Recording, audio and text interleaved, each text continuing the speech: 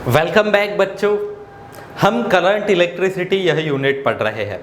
Last lecture में हमने आपको बेसिक चार्जेस के बारे में बताया, क्योंकि करंट की तो डेफिनेशन ही होती है rate of flow of charge. तो डेट्स वाई चार्जेस के इम्पोर्टेंट पॉइंट्स थे। तो होप कि सभी बच्चों ने पहला लेक्चर अच्छे से देख लिया है। तो चलो फिर आज के इस लेक्चर में हम देखते हैं electric current.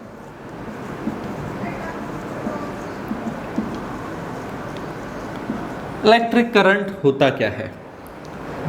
It is the rate of flow of charge, ठीक है, ये rate of flow of charge है, through any cross section of a wire और कंडक्टर। ठीक है, ये है बच्चों, ये है इलेक्ट्रिक करंट की डेफिनेशन। फॉर एग्जाम्पल मैं बता सकता हूँ, ये सपोज एक कंडक्टर है, तो इसमें से करंट जो फ्लो हो रहा है उसे हम कैसे डिफाइन करेंगे? देखो, आपको इस कंडक्टर का एक क्रॉस सेक्शनल एरिया देखना होगा। ये है क्रॉस सेक्शनल एरिया, ठीक है, ये है सरफेस, ये है क्रॉस सेक्शनल एरिया जो काटने के बाद दिखता है वो। तो क्रॉस सेक्शनल एरिया है, इसमें से अगर मैं एक छोटा सा हिस्सा कंसिडर करूँ, ये एक स्लाइस पकड़ लो, तो इस स्लाइस में से सर्कुलर स्लाइस है और डिस्क पकड़ सकते हो, ठीक है, जैसे सीडी डीवीडी की डिस्क होती है ना, वैसे इसकी डिस्क पकड़ो। उतने डिस्क में से और उतने एरिया में से कितना चार्ज पास हो रहा है यूनिट टाइम के अंदर, it is electric current, rate of flow of charge through any cross section. इस क्रॉस सेक्शन में से कितने चार्जेस पास होंगे, क्योंकि बहुत सारे चार्जेस पास होंगे ना यहाँ से, तो उसे ही हम इलेक्ट्रिक करंट कहते हैं। अब ऐसे हो सकता है कि कभी बहुत ज़्यादा पास हो, कभी बहुत कम पास हो, क्योंकि हम जैसे स्विच ऑन करते हैं तो थोड़ा रैंडम मोशन होता है। तो जैसे ही स्टेडी स्टेट आ गई, इन स्टेडी स्टेट थोड़ी समय के बाद, इन स्टेडी स्टेट करंट को मैं लिख सकता हूँ चार्ज अपॉन टाइम। ठीक है, करंट को ही हम क्या लिख सकते हैं? Charge upon time. Charge equals to n e upon t, ठीक है।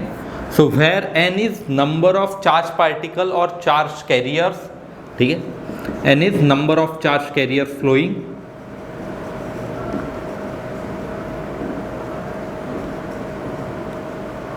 And is charge on electron. क्योंकि मैंने लास्ट लेक्चर में ही समझा है, कोई भी बॉडी के ऊपर चार्ज जो होगा वो ई के मल्टीपल में ही होगा, ई के मल्टीपल में, इंटीग्रल मल्टीपल में। It is one of the property, उसे ही हमने क्वांटाइजेशन ऑफ चार्ज कहा था, ठीक है। तो वो अब पता है बच्चों, ये होता है। तो ये है स्टेडी स्टेट के अंदर करंट। देखो, मैं एक बेसिक सा एग्जांपल दे सकता हूँ आपको। आप वाटर करंट के साथ इलेक्ट्रिक करंट को रिलेट करो, बहुत आसानी से समझ आएगा। सपोज आपके घर पे नल होंगे, पाइप आपने कभी लगाया होगा, तो उसमें से वाटर फ्लो होते रहता है। तो हम क्या चेक करते हैं, जो पाइप का क्रॉस सेक्शनल एरिया है वहाँ से कितना वाटर निकल रहा है पर यूनिट टाइम, ठीक है। वैसे ही इलेक्ट्रिक करंट के अंदर हम क्रॉस सेक्शनल से कितने चार्जेस फ्लो हो रहे हैं पर यूनिट टाइम, वो चेक करेंगे। अब देखो, मैं एग्जांपल देता हूँ। जैसे ही आपने नल चालू किया, या फिर आपके घर पे नल आते होंगे बीएमसी से, तो देखा होगा आपने कि देखो, जो भी पानी आता है पहले वो रैंडम मोशन परफॉर्म करता है, स्टेडी स्टेट नहीं रहती उसकी, स्मूथली नहीं आता है वो, क्योंकि उसकी मीन्स वाटर मॉलिक्यूल्स की स्पीड कम ज़्यादा होती है अलग अलग पोजीशन पे, उसकी वजह से ऐसे होता। बट थोड़े समय के बाद एकदम स्मूथली पानी आना चालू होता है, उसी कंडीशन को कहते हैं स्टेडी स्टेट, ठीक है। तो वो तो फ्लूइड में भी डिटेल में पढ़ा जाता है, सिर्फ आपको स्टेडी स्टेट पता होनी चाहिए। इसके लिए मैंने आपको एग्जांपल दिया कि हमने जैसे स्विच ऑन किया तो क्विकली थोड़ी समय के बाद ऐसे होता है कि स्मूथली चार्जेस फ्लो होने लगेंगे, ठीक है, वेलोसिटी रहेंगी इक्वल अलग अलग पॉइंट्स पे, सो कांस्टेंट रहेंगी। Velocity can be different at different point, but it is constant with time, time के साथ कांस्टेंट है। तो उस केस को स्टेडी स्टेट कहेंगे, एंड स्टेडी स्टेट के अंदर मैं ऐसे करंट की वैल्यू लिख सकता हूँ। अब करंट को भी हम दो तरह से और डिफाइन करेंगे। First one is average current. पहला कौन सा है बच्चों? Average current. Average current means I equals to delta q upon delta t. अगर बच्चों Q से Q प्लस डेल्टा क्यू इतना चार्ज T से लेके T प्लस डेल्टा T इतने समय तक फ्लो हो रहा है तो हम I कहेंगे delta q by delta T. Simple है। जैसे मैं एग्जांपल देता हूँ, इफ सपोज ये कंडक्टर है, ये क्रॉस सेक्शन है, इस क्रॉस सेक्शन से 1 कूलम का चार्ज, ठीक है, या फिर ऐसे लिखता हूँ मैं 10 कूलम का चार्ज 2 सेकंड में पास हो रहा है। 10 कूलम चार्ज 2 सेकंड में पास हुआ, तो बताओ करंट कितना होगा? सिंपल है, करंट इक्वल्स टू कितना चार्ज पास हुआ? 10 अपॉन कितने टाइम लिए इस चार्ज ने पास होने के लिए? 2, तो 10/2 दैट इज 5। ठीक है। अब देखो, मैंने कल आपको चार्ज का यूनिट बताया था, वो था कूलम। टाइम का unit second, so coulomb per second, और it is also known as ampere. इसे ही हम क्या कहेंगे? एम्पियर कहेंगे बच्चों। ठीक है, बेसिक याद रहेगा फिर एवरेज करंट। बट ऐसे हो सकता है कि current can very with time. अभी 5 एम्पियर है, थोड़े चार्जेस कम ज़्यादा पास हुए, तो ऐसे हो सकता है थोड़े समय के बाद करंट की वैल्यू चेंज हो। तो अगर समझो मुझे 5 सेकंड बाद या फिर एक आधे इंस्टेंट पे वैल्यू निकालनी है, तो मुझे एक और करंट डिफाइन करना होता है, instantaneous current.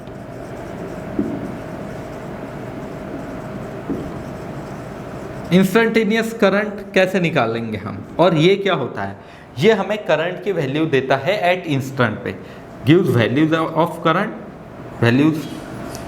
Give value of current at instant. एक आधे 5 सेकंड के बाद, 10 सेकंड के बाद, उस वक्त करंट कितना है ये हम यूज कर रहे हैं। ठीक है, तो ये जब भी करंट इज वेरिंग तब हम ये यूज करेंगे। बट अब इसे निकालते कैसे है? देखो, I equals to limit delta t tends to 0 delta q by delta t, और I equals to d Q by D t. मैंने डेरिवेटिव पढ़ाया है ना आपको, बेसिक डेरिवेटिव्स कैसे निकालते हैं, तो यहाँ पे बच्चों काम आता है। इसलिए मैंने आपको पहले पूरा मैथमेटिकल सेशन जो है रिक्वायर्ड फॉर फिजिक्स वो समझाया। तो I की वैल्यू कितनी होती है? D Q by D T. जैसे velocity, average velocity total displacement upon total time, but instantaneous velocity ds by D T, rate of change of displacement at that instant. तो हम डेरिवेटिव का सहारा लेके current की value बता सकते हैं at instant पे। एंड बेसिक है तो सिंपल ऐसे बता ही सकते हैं। तो ये है बच्चों, ठीक है, इतना रहेगा याद। तो पॉज करके पहले इसे लिख लो, मैं और एक्स्ट्रा कॉन्सेप्ट समझाता हूँ।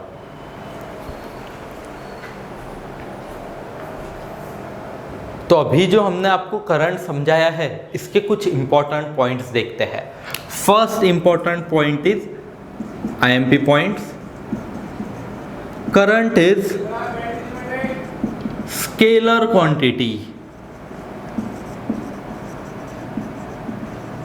ठीक है, अब ये स्केलर क्या है? देखो 11th में एक यूनिट होता है मोशन इन प्लेन, जिसमें वेक्टर्स ये सेशन होता है। तो दो तरह की फिजिक्स में क्वांटिटीज दिखती है। कौन सी? First scalar quantities and second vector quantities. ठीक है, स्केलर क्वांटिटीज मीन्स ऐसी क्वांटिटीज जिनके अंदर सिर्फ मैग्नीट्यूड है। ठीक है, मैग्नीट्यूड है, डायरेक्शन नहीं है। ठीक है, स्केलर क्वांटिटीज में जैसे मास को मैग्नीट्यूड है, बट अगर मैं पूछूं आपका मास अगर 10 kg मीन्स एक आधा मास है 60 kg, किस तरफ है बताओ मास, तो हम बता नहीं सकते, डायरेक्शन की जरूरत नहीं। टेम्परेचर 30 डिग्री सेल्सियस किस तरफ है बता नहीं सकते, तो दीज आर स्केलर क्वांटिटीज। दूसरा vector quantities. Vector quantities means जिनमें मैग्नीट्यूड भी है, साथ में ही डायरेक्शन भी है, दोनों है, साथ में ही ये ट्रायंगल लॉ फॉलो करते हैं एडिशन के लिए। ठीक है, तो ये होती है वेक्टर क्वांटिटीज। जैसे फोर्स, अगर मैंने बोला 10 न्यूटन फोर्स, तो आपके दिमाग में सवाल आएगा सर किस तरफ फोर्स लगा रहे हो, दैट मीन्स वेक्टर क्वांटिटी है।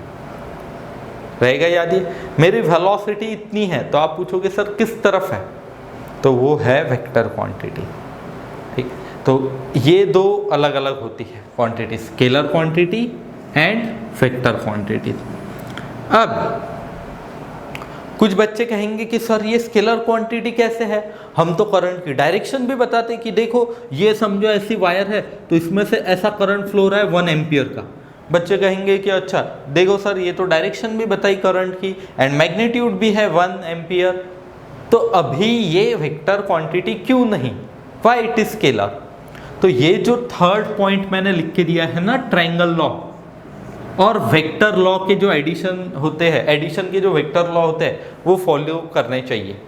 तो ये मैं एक एग्जांपल लेके समझाता हूँ। देखो सपोज ये एग्जांपल एकदम बेस्ट एग्जांपल है। सपोज मैंने एक काम किया, यहाँ से एक वायर लाई जिसके अंदर से मैं 3 एम्पियर करंट भेज रहा हूँ, ठीक है। दूसरी एक मैंने और वायर ली, इसमें से मैं 4 एम्पियर करंट भेज रहा हूँ एंड इस यहाँ से मैंने तीसरी वायर ऐसे निकाल ली।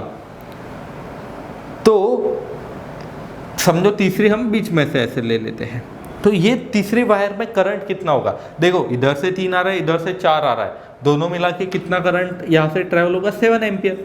जैसे आपने घर पे भी इलेक्ट्रिक जॉइंट लगाए होंगे, ठीक है, कभी 2 वायर्स कट गई या फिर घर में बैटरी के लिए कभी आपने जो छोटी कार्स होती है जो बैटरी के ऊपर चलती है, सेल्स के ऊपर, उसमें कभी आपने ऐसे किया होगा। तो अगर हम जॉइंट देते हैं तो भी कोई मुश्किल नहीं आती, करंट डिवाइड होता है। तो दैट मीन्स ये 3 एंड 4 है तो नेट करंट 7 होगा। बट इफ अगर मैं आपको एग्जांपल दूं कि ये एक पॉइंट है, मैंने इस तरफ से 3 न्यूटन का फोर्स लगाया एंड नीचे से 4 न्यूटन का फोर्स लगाया, अब इस पॉइंट के ऊपर नेट फोर्स बताओ, 7 न्यूटन नहीं होता, ठीक है। क्यों, जैसे आप घर पे चेक कर सकते हो, एक चेयर है, एक तरफ से एक ने धक्का मारना, दूसरी तरफ से दूसरे ने, ऐसे 90 डिग्री पे, ठीक है। तो देखना आप क्या होगा, चेयर किस तरफ ट्रैवल करेगी, बीच में से कहीं से तो भी रिजल्टेंट की तरफ, तो ये ऐसे बीच में से ट्रैवल करेगी एंड इसके ऊपर नेट 7 नहीं लगेगा, इसके ऊपर वेक्टर एडिशन से फोर्स लगता है, पाइथागोरस से या फिर √a² + b² + 2ab cos θ, vector addition का रूल है, उससे हम निकाल सकते हैं इस करंट की वैल्यू। वो होगी 3² + 4² दैट इज √9 + 16 √25, ये होगी 5 न्यूटन, ठीक है। तो ये फोर्सेस के लिए बताया मैंने। तो फोर्सेस वेक्टर होने की वजह से एडिशन ऐसे की जाती है, बट करंट की अगर एडिशन करें तो स्केलर क्वांटिटी। और एग्जांपल देता हूँ, इफ सपोज आपके घर पे टीवी एक लगी है, उसके ऊपर करंट आ रहा है, अगर मैं टीवी को उठा के थोड़ा साइड में ले लूँ तो क्या उसके अंदर कोई चेंजेस आएंगे? नहीं चेंजेस आएंगे, करंट तो वैसे ही फ्लो होगा, चाहे वायर को आप आड़ी टेढ़ी कर लो कोई चेंजेस नहीं आएंगे। बट अगर मैं फोर्स को थोड़ा सा भी चेंज करूं तो बहुत सारे चेंजेस आते हैं, मीन्स रिजल्टेंट के ऊपर चेंजेस आते हैं, पार्टिकल के मोशन के ऊपर चेंजेस आते हैं, वर्किंग के ऊपर चेंजेस आते हैं। तो this is the first important point कि करंट कौन सी क्वांटिटी है, स्केलर क्वांटिटी है, not a vector quantity. And ये जो डायरेक्शन होती है जो हम सर्किट में बताते हैं, इट इज डायरेक्शन, वो चार्ज पार्टिकल के लिए डायरेक्शन बताते हैं हम, फ्लो ऑफ चार्ज पार्टिकल की डायरेक्शन है, करंट की नहीं, ठीक है। क्या बताया अभी हमने, ये जो हमने एरो बताया है, ये जो डायरेक्शन दी है, ये फ्लो ऑफ चार्ज पार्टिकल की डायरेक्शन है, करंट की नहीं है। तो ये है बेसिक। एंड ऐसे क्यों कि it is scalar, it does not follow vector addition laws, ठीक है। तो वेक्टर्स में ये डिटेल्स में पढ़ते हैं कि व्हाट आर स्केलर वेक्टर्स, एक बड़ा सा यूनिट है, 10 लेक्चर्स में वो खत्म होता है। तो ये बेसिक पहला इंपॉर्टेंट पॉइंट बताया। दूसरा इंपॉर्टेंट पॉइंट, अगर किसी वायर में से, कंडक्टर में से 1 एम्पियर करंट फ्लो हो रहा है तो हम कैसे पहचानेंगे? सो 1 एम्पियर करंट कब कहेंगे? If 1 coulomb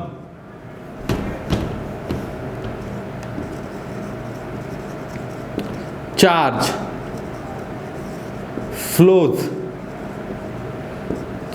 through cross section to conductor in 1 second, then we say that 1 ampere current is flowing.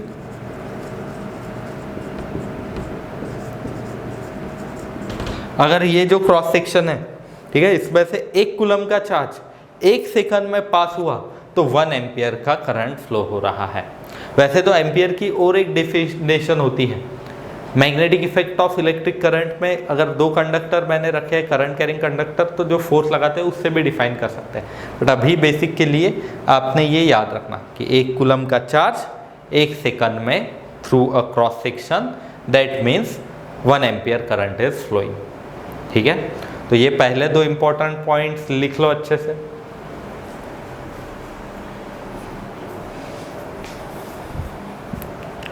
तो थर्ड इंपॉर्टेंट पॉइंट देखो, इफ सपोज ये ऐसा एक कंडक्टर है, तो हमने अभी जो डायरेक्शन बताई थी करंट की समझने के लिए, सर्किट्स के अंदर समझो आपने ऐसे कुछ सर्किट्स देखे होंगे, ये ऐसे बैटरी लगी होती है, कैपेसिटर होता है, तो इसमें जो हम करंट ये ऐसा बताते हैं, ये जो डायरेक्शन, तो ये बताने के लिए कन्वेंशन के लिए हमारे कैसे हम देखते हैं, देखो for convenience direction of flow of positive charge particles is taken as direction of current,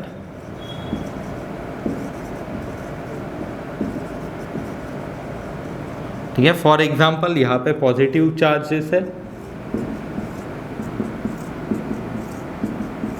ये समझो राइट की तरफ मूव हो रहे हैं, सो हम कहेंगे कि ये कंडक्टर जो है ये मैंने जूम करके बताया है, ये एक वायर ही है, वायर को जूम करके हमने यहाँ पे आपको बताया कि देखो ऐसे हो रहा है, जिस तरफ पॉजिटिव चार्जेस जा रहे हैं it is direction of current, जिसे कन्वेंशनल करंट भी कहा जाता है।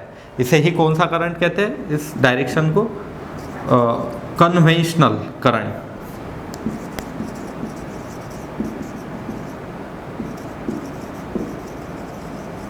तो it is the direction of conventional current. और हम इसे ही और एक तरीके से बता सकते हैं कि अगर इलेक्ट्रॉन्स है, देखो मैं दोनों बता देता हूँ, चार्जेस राइट में मूव हो रहे थे, चार्जेस टूवर्ड्स राइट, तो हमने करंट की डायरेक्शन भी राइट की तरफ ले ली, जिस तरफ पॉजिटिव चार्जेस जा रहे थे, और opposite to that of flow of negative charges. और इलेक्ट्रॉन्स हम कह सकते हैं कि अगर इलेक्ट्रॉन्स लेफ्ट की तरफ जा रहे हैं, ठीक है, सारे इलेक्ट्रॉन्स किस तरफ जा रहे हैं, लेफ्ट की तरफ, तो हम करंट को राइट की तरफ पकड़ लेते हैं।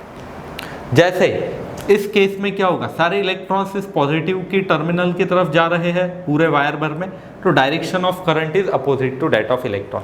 दोनों का मतलब एक ही है, पॉजिटिव की तरफ और जिस तरफ नेगेटिव चार्जेस जा रहे हैं उनके अपोजिट में सेम ही है। ये है कन्वेंशनल करंट, ठीक है, एंड जो कि हम पूरे यूनिट में पढ़ते हैं। अभी जो हमें करंट इलेक्ट्रिसिटी यूनिट पढ़ना है, इसमें सारे कौन से करंट है, कन्वेंशनल करंट ही है।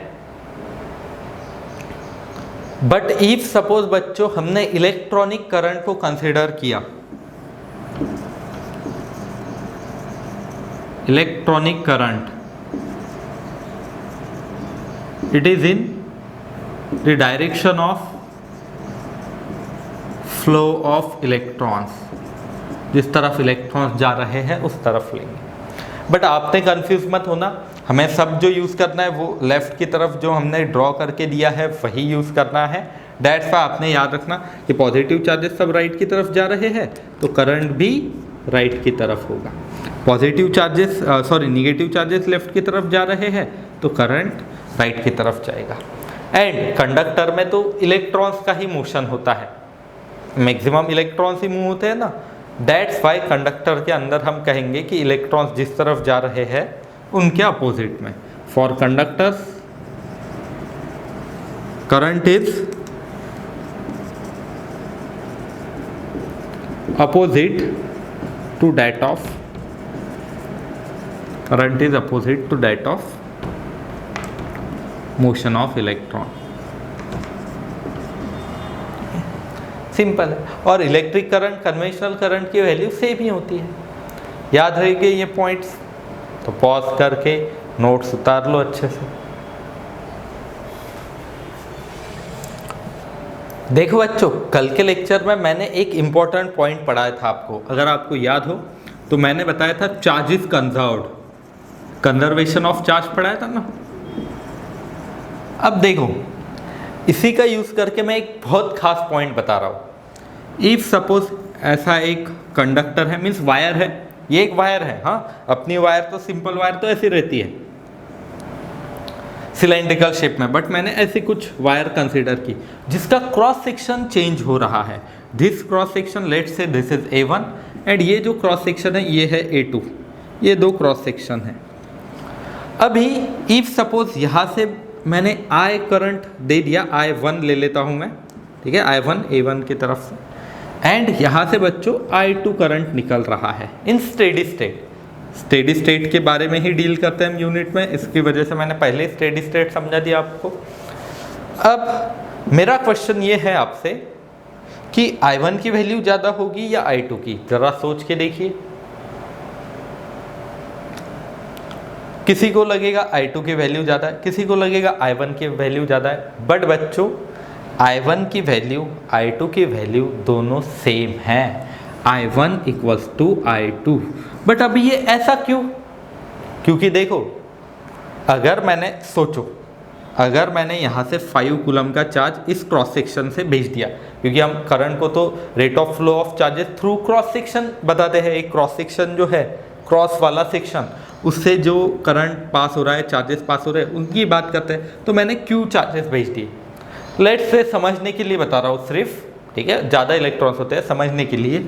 लेट्स से आपने यहाँ से 5 इलेक्ट्रॉन्स भेज दिए, तो क्या होगा आगे चल के यहाँ पे अपने आप कुछ जनरेट होंगे? नहीं जनरेट होंगे। चार्ज पार्टिकल तो फिक्स है, यहाँ से निकलते वक्त भी कितने निकलेंगे बच्चों? 5 ही तो निकलेंगे, because of conservation of charge. Charge create नहीं हो सकता, एंड ऐसे भी नहीं कि इलेक्ट्रॉन यहाँ पे जाके खत्म हो गया, नहीं। तो since charge is conserved, the current flowing through any cross section of conductor is same और constant, ऐसा मैं कह सकता हूँ। तो चार्ज कंजर्व होने की वजह से ही current through any cross section of conductor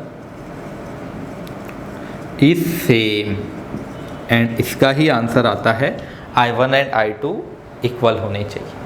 बहुत खास कंसेप्ट है कि नहीं बच्चों, ये किसी बच्चे को आगे भी चलेंगे, चाहे ये फिर ऐसा कैसे भी रहे शेप, ये ऐसे शेप कैसे भी रहे। स्टेडी स्टेट में जितने चार्जेस एंटर कर रहे हैं, charges entering cross section equal two charges living the cross section, ठीक है। दैट्स वाई ऐसे होता है, charges entering cross section equals two charges living the conductor.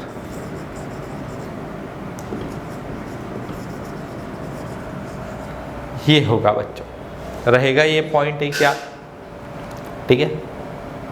अब देखो, अलग अलग हिस्सों में कंडक्शन कैसे होता है और करंट कैसे, किन की वजह से फ्लो होता है। पहला पॉइंट कि अगर मैं बच्चों कंसीडर करूं मेटल्स और कंडक्टर्स, तो इनके अंदर current is due two electrons, motion of electrons.